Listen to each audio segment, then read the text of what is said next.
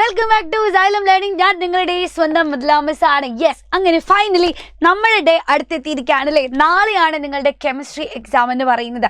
So ഈ ഒരു വീഡിയോയിൽ ഞാൻ നിങ്ങൾക്കായി കൊണ്ടുവന്നിട്ടുള്ളത് നാളത്തെ കെമിസ്ട്രി പരീക്ഷയിൽ നിങ്ങൾ കാണാൻ പോകുന്ന ചോദ്യങ്ങളാണ്. ഓക്കെ, ഇത് ഞാൻ വെറുതെ പറയുന്നതല്ല മക്കളെ, നിങ്ങൾ കുറിച്ച് വെച്ചോ. നാളത്തെ കെമിസ്ട്രി പരീക്ഷയിൽ 40-40 മാർക്ക് നിങ്ങൾക്ക് നമ്മൾ സൈലം വാങ്ങി തന്നിരിക്കും. നിങ്ങൾക്കറിയാം, 9ാം ക്ലാസ് കഴിഞ്ഞ് വന്നതാണല്ലേ നിങ്ങൾ. 9ാം ക്ലാസ്സിൽ നിങ്ങൾ കണ്ടതാണ് നമ്മുടെ സൈലത്തിന്റെ പവർ എന്താണെന്നുള്ളത്. മക്കളെ, അതിന്റെ ഡബിൾ ട്രിപ്പിൾ ക്വാഡ്രപ്പിൾ പവറിലായിരിക്കും ഇന്നത്തെ നമ്മുടെ ലൈവ് ഉണ്ടാവുക. കാരണം നമ്മൾ നാളത്തെ പരീക്ഷയ്ക്ക് വരാൻ പോകുന്ന എല്ലാ ചോദ്യങ്ങളും നിങ്ങൾക്കായി ഇവിടെ ഒരുക്കി വെച്ചിട്ടുണ്ട്.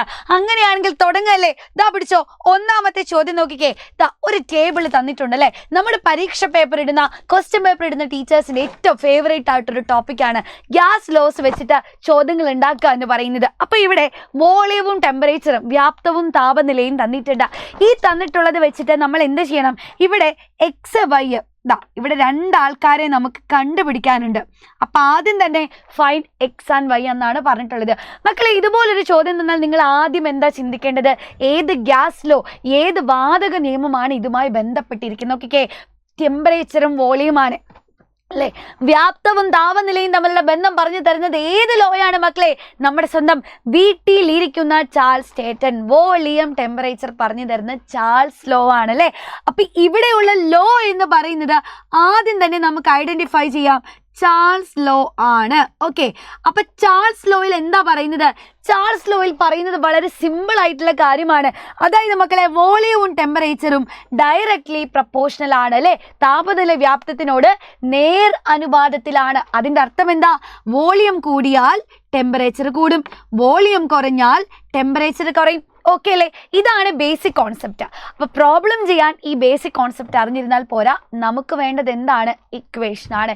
എന്തായിരിക്കും ഇവിടുത്തെ ഇക്വേഷൻ എന്ന് പറയുന്നത്? ഇക്വേഷൻ മക്കളെ, V1/T1 = V2/T2. ഇതാണ് നമ്മൾ ഉപയോഗിക്കേണ്ട ഇക്വേഷൻ എന്ന് പറയുന്നത്. V1 എന്ന് പറഞ്ഞാൽ ആദ്യത്തെ വോളിയം, T1 എന്ന് പറഞ്ഞാൽ അതിന് കറസ്പോണ്ടിങ് ആയിട്ടുള്ള ടെമ്പറേച്ചർ, V2 രണ്ടാമത്തെ വോളിയം, T2 എന്ന് പറഞ്ഞാൽ അതിന് കറസ്പോണ്ടിങ് ആയിട്ടുള്ള ടെമ്പറേച്ചർ ആണ്. അപ്പം നമുക്ക് നോക്കാം. V1 ആയിട്ട് നമ്മൾ 200 എടുത്താൽ T1 എന്ന് പറയുന്നത് 400 ആണ്. മിസ് ഇവിടെ ഒന്ന് നോട്ട് ചെയ്ത് വെക്കട്ടെ. V1 200 ആയാൽ T1 എന്ന് പറയുന്നത് 400 ആണ്. അങ്ങനെയാണെങ്കിൽ V2 തന്നിട്ടുണ്ട് അല്ലേ.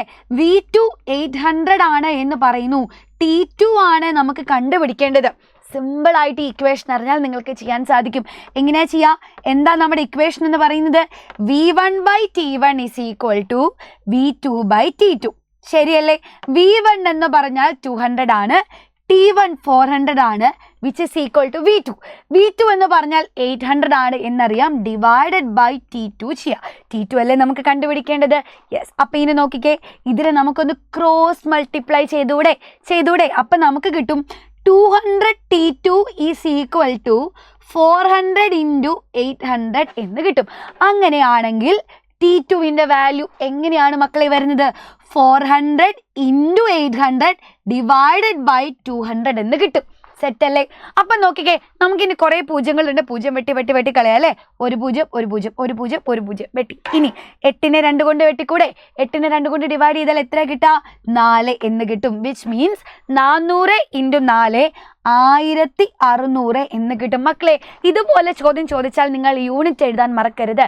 ടെമ്പറേച്ചർ ആണെങ്കിൽ നമ്മൾ കെൽവിൻ സ്കെയിലിലാണ് യൂണിറ്റ് പറയേണ്ടത്. T2 ടെമ്പറേച്ചർ അല്ലേ. അപ്പോൾ ഇവിടെ യൂണിറ്റ് കെൽവിൻ ആണ്. വോളിയം ആണ് കണ്ടുപിടിക്കുന്നതെങ്കിൽ നമ്മുടെ യൂണിറ്റ് എന്ന് പറയുന്നത് ലിറ്റർ ആയിരിക്കും. അതേപോലെ പ്രഷർ ആണെങ്കിൽ ATM, അറ്റ്മോസ്ഫിയർ നിങ്ങൾ എഴുതണം. ഓക്കെ, അപ്പോൾ T2 നമുക്ക് കിട്ടിക്കഴിഞ്ഞു. 1600 എന്ന് കിട്ടി. ഇനി നോക്കിക്കേ, അത് കഴിഞ്ഞാൽ അടുത്ത തന്നിട്ടുണ്ട് Y കണ്ടുപിടിക്കണം. Y എന്ന് പറഞ്ഞാൽ എന്താ? വോളിയമാണ് കണ്ടുപിടിക്കുന്നത്. അപ്പോൾ ഇങ്ങനെ വരുമ്പോൾ നമുക്ക് എന്ത് ചെയ്യാം? V1 ആയിട്ട് നമുക്ക് 800നെ എടുക്കാം. നിങ്ങൾക്ക് ഏത് ടെമ്പറേച്ചറും എടുക്കാം കേട്ടോ. V1 ആയിട്ട് മിസ് ഇവിടെ 800 എടുക്കുന്നു. അപ്പോൾ T1 ആയിട്ട് മിസ് 1600നെ എടുത്തു. ഇനി V2 കണ്ടുപിടിക്കണം. T2 എത്രയാണ്? 900 എന്ന് കിട്ടും. ശരിയല്ലേ? അപ്പം നോക്കിക്കേ, അപ്പം നമുക്ക് വീണ്ടും ചെയ്യാം. നമ്മുടെ വാല്യൂസ് ഒന്ന് നമുക്ക് ചെറുതായിട്ട് മാറ്റേണ്ടതുണ്ട്. ഇവിടെ V1 എന്ന് പറയുന്നത് എത്രയാടാ? V1 എന്ന് പറയുന്നത് 800 ആണ്. അപ്പം അതിന് കറസ്പോണ്ടിങ് ആയിട്ടുള്ള ടെമ്പറേച്ചർ 1600 ആണ്. ശരിയല്ലേ? ഇനി V2 നമുക്കറിയില്ല. T2 എന്ന് പറയുന്നത് 900 ആണ്. മിസ് പറഞ്ഞ വാല്യൂസിൽ എന്തെങ്കിലും മിസ്റ്റേക്ക് ഉണ്ടോ? ഇല്ലല്ലോ, കറക്റ്റ് ആണ് അല്ലേ? യെസ്. അപ്പോൾ അങ്ങനെയാണെങ്കിൽ എങ്ങനെയാ വരിക? നിങ്ങൾ തന്നെ പറ. സിമ്പിളായിട്ട് ഇക്വേഷൻ അറിയാം. V1/T1 is equal to V2 divided by T2. ശരിയല്ലേ? എഴുതി വെച്ചോ. 800 divided by 1600 is equal to V2 നമുക്കറിയില്ല. V2 എന്ന് എഴുതി ഡിവൈഡഡ് ബൈ 900. നേരത്തെ പോലെ തന്നെ ക്രോസ് മൾട്ടിപ്ലൈ ചെയ്യുക. അപ്പം നമുക്ക് കിട്ടും 1600 V2 is equal to 800 into 900 എന്ന് കിട്ടും. ശരിയല്ലേ? അപ്പോൾ V2വിൻ്റെ വാല്യൂ എന്ന് പറയുന്നത് 800 into 900 ഡിവൈഡഡ് ബൈ 1600. ശരിയല്ലേ? ഇനി നമുക്ക് പൂജ്യങ്ങളെ വെട്ടിക്കളയാം അല്ലേ? ഇതാ, ഒരു 0 പോയി, ഒരു 0 പോയി, 2 0 പോയി, 2 0 പോയി. ഇനി 8ഉം 16ഉമാണ്.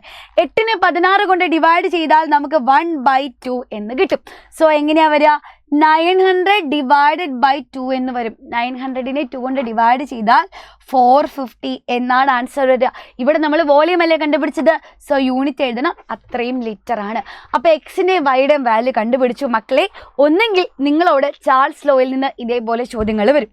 അതല്ല എങ്കിൽ ബോയിൽസ് ലോയുടെ ടേബിൾ വെച്ചിട്ട് ക്വസ്റ്റ്യൻസ് വരാം. ഇനി അതുമല്ല എങ്കിൽ അവഗാഡ്രോസ് ലോയിൽ നിന്ന് ക്വസ്റ്റ്യൻസ് വരാം. ഈ 3 ലോയിൽ നിന്നും നിങ്ങൾക്ക് പ്രോബ്ലംസ് പ്രതീക്ഷിക്കാം. വളരെ വളരെ വളരെ ഇമ്പോർട്ടൻ്റ് ആണ്. ഇനി ഏത് ഗ്യാസ് ലോ ആണ് ഇതുമായി ബന്ധപ്പെട്ടിരിക്കുന്നത് എന്നുള്ള കാര്യം നമ്മൾ ഓൾറെഡി പഠിച്ചു കഴിഞ്ഞു. ഏതാണ്? VT അല്ലെ? വീട്ടിലിരിക്കുന്ന ചാൾസ് ചേട്ടൻ, അതായത് വോളിയം ടെമ്പറേച്ചർ റിലേറ്റഡ് ആയിട്ട് പറയുന്നത് ചാൾസ് ലോ ആണ്. ഓക്കെ, അപ്പോൾ അടുത്ത ക്വസ്റ്റ്യനിലേക്ക് പോവാം. വളരെ ഇമ്പോർട്ടൻ്റ് ആയിട്ടുള്ള ഒരു ക്വസ്റ്റ്യൻ ആണ്. Atomic number of an element is 24. നോക്കിക്കേ, ഒരു ആറ്റത്തിന്റെ അറ്റോമിക് നമ്പർ 24 ആണ്. ഇതിന്റെ ഇലക്ട്രോൺ വിന്യാസം എഴുതി, ഇലക്ട്രോണിക് കോൺഫിഗറേഷൻ എഴുതി, ഗ്രൂപ്പും പീരിയഡും കണ്ടെത്തണം. സിമ്പിൾ ആണ് അല്ലേ? അറ്റോമിക് നമ്പർ 24 ആണെങ്കിൽ നിങ്ങൾക്ക് ഓർമ്മയുണ്ട് ഇവൻ ആരാണെന്ന്? അറ്റോമിക് നമ്പർ 24 ആയിട്ടുള്ള ആളെ നമുക്ക് ക്രോമിയം എന്ന് പറയാം. ക്രോമിയത്തിന്റെ ഇലക്ട്രോണിക് കോൺഫിഗറേഷൻ നമ്മൾ പഠിച്ചിട്ടുണ്ട്. ഒരു പ്രത്യേകതയുള്ള ഇലക്ട്രോണിക് കോൺഫിഗറേഷനാണ്. എന്താണ് മക്കളെ ആ പ്രത്യേകത? നോക്കിക്കേ, നമുക്കറിയാം അല്ലേ? നോർമലി നമ്മൾ എല്ലാവരുടെയും ഇലക്ട്രോണിക് കോൺഫിഗറേഷൻ എഴുതിയാലും 1s2, 2s2, 2p6, 3s2, 3p6. അത് കഴിഞ്ഞാൽ 3D ഉണ്ട്, 4sൽ ഉണ്ട്. 4sൽ 2 ഇലക്ട്രോൺ കയറിയതിനു ശേഷം മാത്രമേ 3Dയിൽ ഇലക്ട്രോൺസ് കയറാനുള്ളൂ. പക്ഷേ ഇവിടെ ക്രോമിയത്തിൻ്റെ കേസിൽ 4sൽ 1 ഇലക്ട്രോൺ ആണ് കയറുക, 3Dയിൽ 5 ഇലക്ട്രോൺസ് കയറും. എന്തുകൊണ്ടാണ്? കാരണം ഡി സബ്ഷെല്ലിൽ 5 ഇലക്ട്രോൺ ആയാൽ നമുക്ക് പറയാം അവിടെ എക്സ്ട്രാ സ്റ്റെബിലിറ്റി കിട്ടി, അധിക സ്ഥിരത കൈവരിക്കാൻ സാധിച്ചു എന്ന് നമുക്ക് പറയാൻ സാധിക്കും. ഈ സ്റ്റെബിലിറ്റിക്ക് വേണ്ടിയിട്ടാണ് നമ്മുടെ ക്രോമിയം ഈ അറേഞ്ച്മെന്റ് കാണിക്കുന്നത്. മക്കളെ, ക്രോമിയത്തെ പോലെ തന്നെ ചോദിക്കാൻ സാധ്യതയുള്ള ഒരാളുണ്ട് കേട്ടോ. നമ്മുടെ കോപ്പർ ആണ്.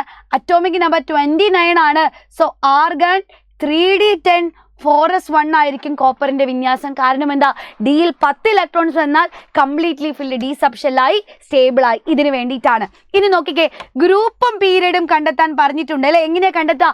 ഗ്രൂപ്പ് കണ്ടെത്തണമെങ്കിൽ അതിനു മുമ്പേ നമ്മൾ ബ്ലോക്ക് ഏതാണ് എന്ന് ഐഡന്റിഫൈ ചെയ്യണം. ഇവിടെ ലാസ്റ്റ് ഇലക്ട്രോൺ കയറിയത് എസ്സിലാണോ ഡിയിലാണോ? ഇത് വന്നു കഴിഞ്ഞാൽ നിങ്ങൾക്ക് ഒരു കൺഫ്യൂഷൻ വരാൻ പാടില്ല. നോക്കിക്കേ, എസ്സിൽ കയറിയതിന് ശേഷം ഇലക്ട്രോൺ കയറിയിട്ടുള്ളത് ഡിയിലാണ്. സോ ഇവനൊരു ഡി ബ്ലോക്ക് എലമെന്റ് ആണ്. മക്കളെ, ഡി ബ്ലോക്ക് എലമെന്റുകളുടെ ഗ്രൂപ്പ് എങ്ങനെയാ കണ്ടുപിടിക്കുക? അവസാനത്തെ ഡി സബ്ഷെല്ലിലും എസ് സബ്ഷെല്ലിലും എത്ര ഇലക്ട്രോൺ ഉണ്ടോ ഇത് തമ്മിൽ ആഡ് ചെയ്ത് കഴിഞ്ഞാൽ നമുക്ക് അവരുടെ ഗ്രൂപ്പ് കണ്ടുപിടിക്കാം. ഇവിടെ അവസാനത്തെ ഡി സബ്ഷെല്ലിൽ 5 ഇലക്ട്രോൺ ഉണ്ട്, പ്ലസ് എസ് സബ്ഷെല്ലിൽ 1 ഇലക്ട്രോൺ ഉണ്ട്.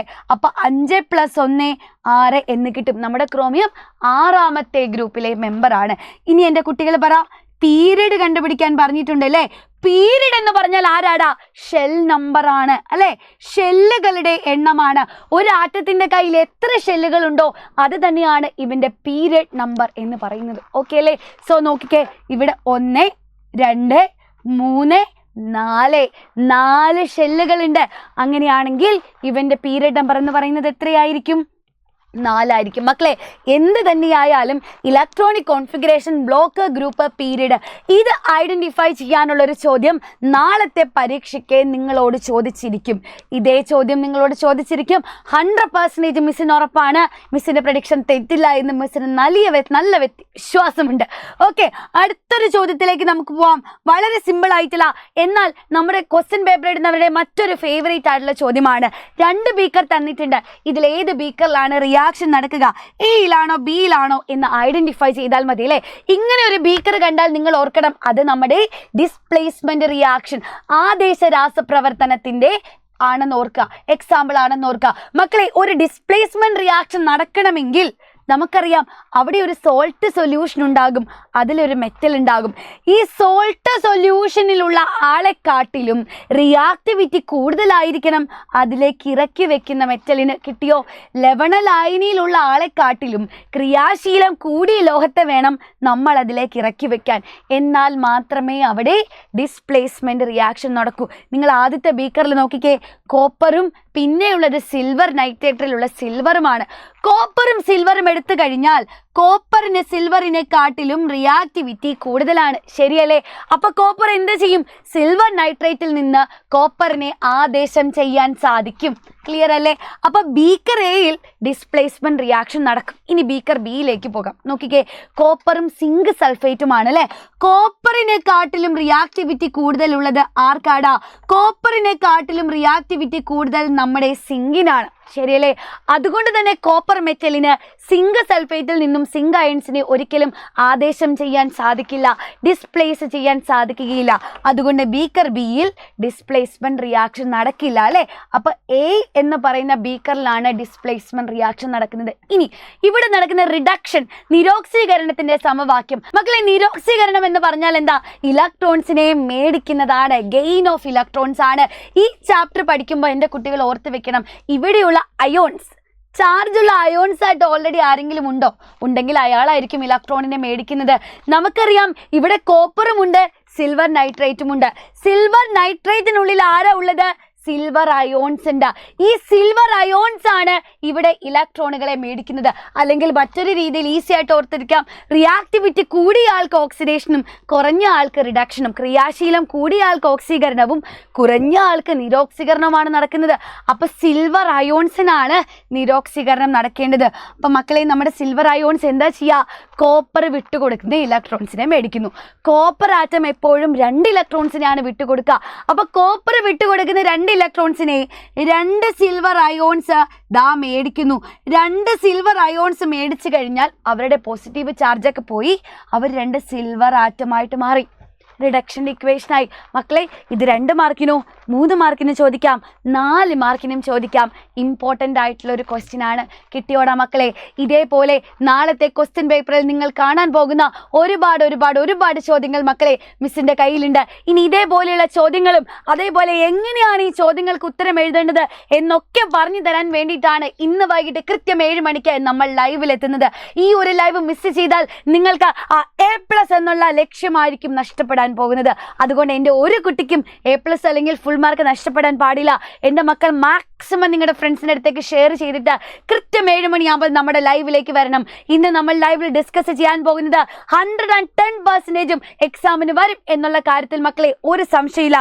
സോ ഒന്നിച്ച് നമ്മുടെ ആഗ്രഹം എന്ന് പറയുന്നത് എന്താ? നാളത്തെ പരീക്ഷയ്ക്ക് A+ നേടുക എന്നുള്ളതാണ്. ആ A+ നേടിത്തരാൻ ഞങ്ങൾ എല്ലാവരും ഇവിടെ റെഡിയാണ്. നിങ്ങളുടെ അടുത്തേക്ക് എത്തുന്നതായിരിക്കും. ഡോണ്ട് മിസ് ഇറ്റ് മക്കളെ. വൈകിട്ട് കൃത്യം 7 മണിക്ക് കാണാം. Signing off.